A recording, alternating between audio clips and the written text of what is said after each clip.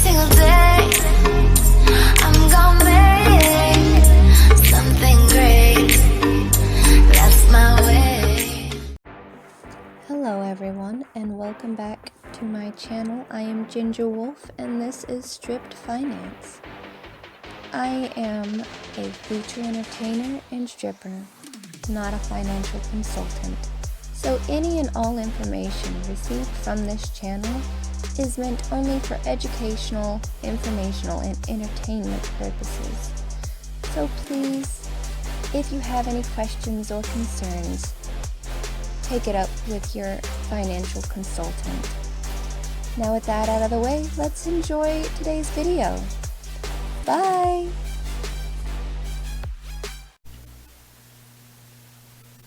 Hi everybody, welcome back to Stripped Finance. Funny story, right? So I've already recorded this video, but I can be kind of dumb sometimes, and I forgot to turn on the mic. So you had a whole 14 minutes of me just talking to the camera, and you couldn't hear a word. So we're going to re-record this video today, and today we are going to be doing IRAs, which is also known as individual retirement funds. We are doing an Investopedia article because I just really like the setup. It's pretty informative and it's straightforward, so it's easy to read off of. So the article is by the Investopedia team. It was reviewed by Samantha Silberstein and fact-checked by Katrina, I'm gonna guess Monticello. If I mispronounced that, I apologize. So let us get started. First things first, what is an IRA? An individual retirement account is a savings account with tax advantages that individuals can open to save and invest in the long term. I myself have one of these. He's nothing special, but at least I have something. So, yay for the little thing. So, typically, IRAs are given in the forms of 401ks, and that's something that you can obtain through like employee benefits from your employer. An IRA is designed to encourage people to save for retirement. Anyone who has earned income can open an IRA and enjoy the tax benefits. Unlike a 401k, however, individuals can open up an IRA without involving their employer. That's why they are known as individual retirement accounts. You can open an IRA through a bank, an investment company, an online brokerage, or a personal broker. They even have these like awesome like little bullet points where it's the key takeaways. So, first key takeaway, individual retirement accounts are retirement savings accounts with tax advantages. Types of IRAs include traditionals, Roths, simplified, employee pension, SEP for short, saving incentive, not insensitive,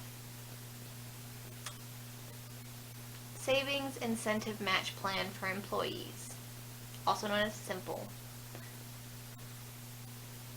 I like the shorter name. Okay, so point 3, money held in an IRA usually can't be withdrawn before the age of 59 and a half without incurring a hefty tax penalty of 10%. Just so y'all know, 10% is typically what I tip my DJ, and it can get quite expensive, okay? Quite expensive. So, there are annual income limitations for deducting contributions to the traditional IRAs and contributing to Roth. What that means is there's only so much money you can put in it in a year. We'll get to that further on down. IRAs are meant to be long-term retirement savings accounts. If you take money out early, you defeat the purpose by diminishing your retirement assets. Basically, it's like that hidey hole when you were younger that you put money in and then forgot that the money was there for like 6 months, and when you looked in it again, you were like, oh, look, money! That's what these are supposed to be. And don't laugh, I've done that before. Literally, I put like $500-600 away, and I completely forgot about it for like a whole year. And then I was cleaning out underneath my bed and I found it and I was like, hell yeah, because I really needed money at the time. So, happy accidents, dude. Alrighty, let's scroll on down. How does an IRA work? Anyone with earned income can open and contribute to an IRA, including those who have a 401k account through an employer. The only limitation is on the combined total that you can contribute to your retirement account in a single year while still getting the tax advantages. When you open an IRA, you can choose to invest in a wide range of financial products, including stocks, bonds, ETFs or exchange-traded funds, and mutual funds. There are even self-directed IRAs that permit investors to make all the decisions and give them access to a broader selection of investments, including real estate and commodities. Only the riskiest investments are off limits. There are several kinds of IRAs, including traditional, Roth, simplified, savings, and incentive match plans for employees, which we already read up there. Scroll down. Each has different rules regarding eligibility, taxation, and withdrawals. Individual taxpayers can establish traditional and Roth IRAs, and small business owners and self-employed individuals can set up a SEP and simple IRA. An IRA must be opened with an institution that has received the IRS stamp of approval to offer these accounts. Choices include banks, brokerage companies, federal issued credit unions, and savings and loan associations. Because IRAs are meant for retirement savings, there is usually an early withdrawal penalty of 10% if you take the money out before age 59 and a half. There are some notable exceptions: withdrawals for educational expenses, for example, and for first-time home purchases, among others. If your IRA is a traditional account rather than a Roth, you will owe income tax on early withdrawals.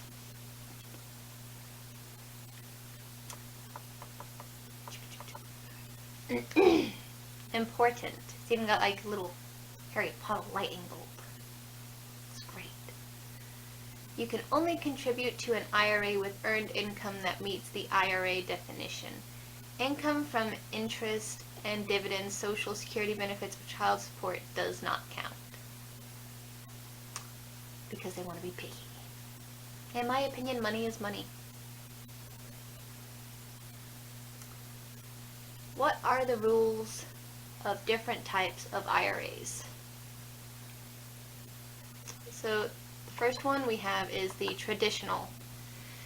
In most cases, contributions to a traditional IRA are tax deductible. So if you put in $4,000, your taxable income for the year decreases by that amount. Then when you withdraw the money in retirement, it is taxed at your ordinary income tax rate.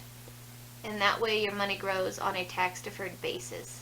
So if you're not escaping paying taxes on it, they're just going to take it when you pull it out.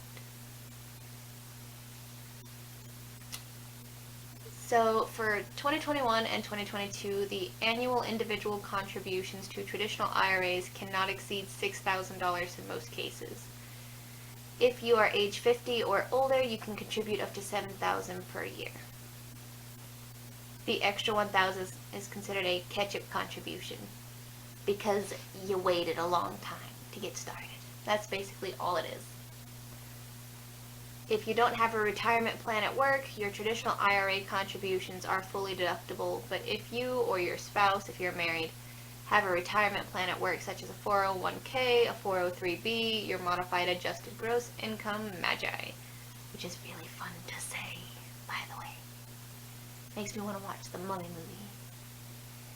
Determines whether and how much of your traditional IRA contributions can be deducted. In 2021, if you're single or file head of household and have a retirement plan at work, your traditional IRA contributions are fully deductible if your MAGI is below $66,000. If you are married filing jointly, your MAGI must be less than $105,000. From there, you begin to lose deductions as your MAGI increases. Warning, with a big old blue exclamation mark. It is possible to have both a Roth IRA and a traditional IRA or several IRAs at different institutions. However, the total contribution for all of your IRAs cannot exceed $6,000 per year, or $7,000 if you're old. For 2022, the IRS changed the income phase-out range for deducting contributions to a traditional IRA for investors with retirement plans at work. The phase-out range for married couples increased from $105,000 to $125,000. And for single taxpayers or heads of household, it went from $66,000 to $76,000. If you contribute to an IRA and are married to someone covered by a workplace plan, but you are not, the phase-out range is up from $204,000 to $214,000.